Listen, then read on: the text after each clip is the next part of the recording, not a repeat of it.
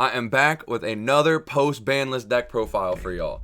I'm telling you, I'm going to have every single goddamn deck profile imaginable for this ban list. So if you're watching one of these videos, make sure you subscribe and you are going to be able to see at least a rough template of how these decks are going to be played. And it's going to be every deck, even decks you can't think of. Like, every deck that might have been impacted by the ban list, you're going to see roughly how you could play it post-ban list. So stick around. And this one is Salamangreat, and I'm just going to get right into it. We got triple Flame Buffalo, we got double Lady Debug, we got one Gazelle, and then the newly semi-limited Salamangreat Circle. This card, I thought they were going to give us Gazelle back first, because Circle is infinitely better, in my opinion, than the Gazelle. Because Circle searches Gazelle. Circle searches Gazelle in the draw phase to play around Droll. Circle can be recycled off of the Sunlight Wolf, and then the Gazelle can still be recycled off the Sunlight Wolf. Like, it's kind of insane that we have that card back instead of the Gazelle. I didn't think that's how they were going to do it, but I'm very happy with it. On top of the Circle, we have 3 Signet Mining, which is just an infinitely worse version of it. Loses harder to Ash, it can get drolled, but if you could play 2 of an amazing card and then 3 of like a subpar version of it, why not? And quick thing, I like the 2 Lady Debug with the 1 or the 3 Flame Buffalo. A lot of people, I believe, play 3 and 1, but I play a pretty hefty hand trap lineup, and this deck is semi-susceptible to interruption, so I kind of like the idea of having just a 1 card guaranteed play if it goes through. And if it doesn't go through and it's the only card I had, chances are, like, what do I have that I wasn't able to play with? Interruptions. These are the cards that are going to clog my hand, make me unable to play if this gets negated. But in those hands, if I had Flame Buffalo, I wasn't doing anything anyways. Like, I was going to summon, I was going to make and search the field spell, and I was just going to pass, and that's without getting hand trapped. So this might as well bait their hand trap, have interruptions. But then triple Spinny, triple Jaguar. I could see Jack Jaguar going down to 2 now. The thing I like about it is it's a good starter when you draw it. It's the best of them to draw. It's like, because you summon it, make Balinks, search field spell, activate field spell, send Balinks for Balinks, put Balinks back, summon the Jack Jaguar, make Sunlight Wolf. And that's just off of Jack Jaguar. But before, it also kind of had to be a 3 of, because it's one of the most important cards and you play 3 Desires. But now that Desires got limited, and there's a lot less games that are going to happen where you banish them. So I think that you could cut this down to 2. And if you guys cut it down to 2, I would be interested in hearing your reasons why and seeing your list. But right now, I've got it at 3, along with the Spinny and with the Foxy, because these are all very strong cards on their own, except Spinny. Spinny's kind of ass cheeks on its own. But with Flame Buffalo and with Signet Mining, the cards become infinite advantage. Like, it makes your discards free. And then this, it turns the Buffalo into like a legitimate plus. Like, usually you're giving away a Buffalo and a card in hand to draw 2 and get a link. And so you're going +1, but you're also pitching a card that's good engraved. So it's like a +2. That 2 is a big number. 2 is bigger than 1. And so making this 2 bigger than the 1, it's kind of lit. And then we play 1 Falco and 1 Foul. Foul helps you play through hand traps and stuff. Or not play through, but play around. Kind of like you can chain block Ashes. And then Falco is really cool in tandem with Foul for rank 4 plays.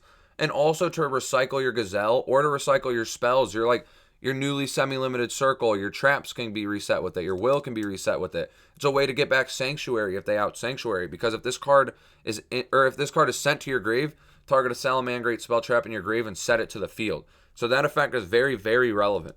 And then we've got the 1 Desires. It's at 1 now, which, someone tell me why. Somebody explain to me why the hell this card got put to 1. What?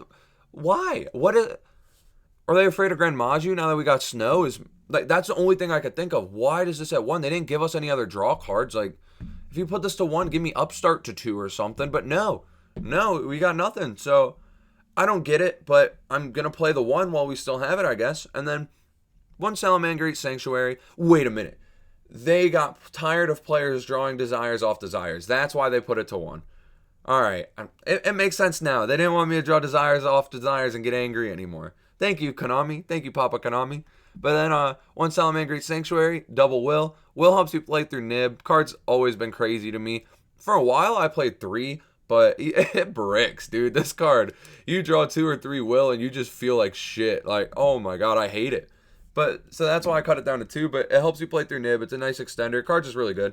And then 1 Rage, 1 Roar. Rage pops cards. It's good against back row decks. It's good against like any control deck. And then Roar is good against any deck. It's Solemn Judgment. You establish a board, you set up a rivalry, anything, you protect it, you win the game. And then Triple Ash, Triple Valor, Triple Imperm. They're the most solid hand traps this format. But Ash in this deck in particular is an engine requirement because it's a fire monster, and Sunlight Wolf can add fire monsters from grave to hand. So you're able to continuously recycle Ash, and then use Sunlight Wolf's other effect to continuously recycle one of your traps. And once you get that set up, you just have interruptions for days. Like, the grind is unreal with this deck, and you also have access to just a kill button. So they have to find a way to address the grind game that you're putting them in as soon as they can, or you're just going to reduce their life to 0. And then Valor Imperm are just, they're just really solid all around. And the format's kind of up in the air right now. I don't know what everybody's going to be playing, and so I don't really want to be playing cards in the main like Droll, and then decks that don't get hurt by Droll end up being top tier. So it's just, I think these are the safe hand traps for now until the meta develops.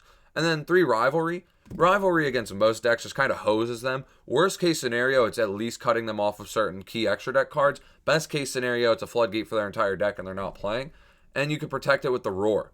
And then I don't have the side deck put together yet because, like I said, it's a brand new format. I don't know what people are going to be playing, but I wanted to get to you guys the idea of what the deck is going to look like. And then we can work on the side together, honestly, as the format develops. But for the extra deck, Triple Balinks, Double Heat Leo, Triple Sunlight Wolf, Mirage Salio, these cards are all staple.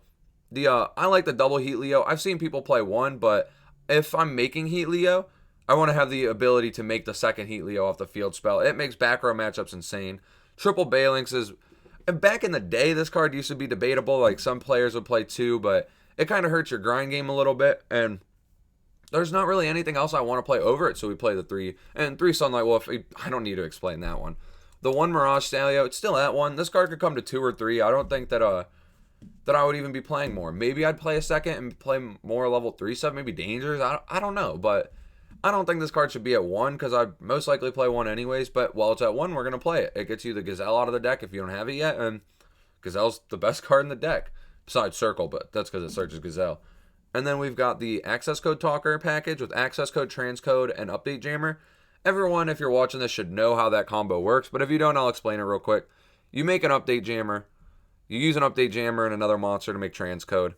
Update Jammer is going to be summoned back off Transcode's effect, because when he's summoned, you summon a monster from the graveyard. I believe it's a Link monster. I'll double check. Target a Link 3 or lower Cyberse Link in your grave. Special it. And then you link the Transcode and the Update Jammer into Access Code. And Update Jammer gives the Access Code the ability to attack twice. So Access Code is going to target Transcode to make itself 5,300 attack that can attack twice, and you're going to have bare minimum an Earth and a Wind and Grave. So you have 2 pops, 10,600 damage, and it's a wrap from there. Then we play Splash Mage. This card just kind of like lets you extend. I haven't tested this on too much, to be honest, yet, but I heard people saying it was good, and so I wanted to give it a try. But I will give you more feedback on this card as I learn more about it. And then we play the Dweller and the Appaloosa. Dweller is sick to make, like, when you just have 2 level 4s. And then there are hands that I feel like, if I don't have hand traps and I'm not able to get to hand traps, then I want to have, like, a solid interruption to put up, and Appaloosa is that interruption. I could put this up with 2 or 3 interrupts and then have a hand trap and a rivalry, and I kind of feel like I win the game. But if I don't have the hand trap rivalry, like, I'm still not in a bad spot. It's the best way to me to turn a hand of all monsters into something like viable to stop the opponent. But anyways, that's the deck profile that I got for you guys. If you're going to play Salad this format, let me know what changes you would make to this list and just how you're feeling about the deck and the ban list in general.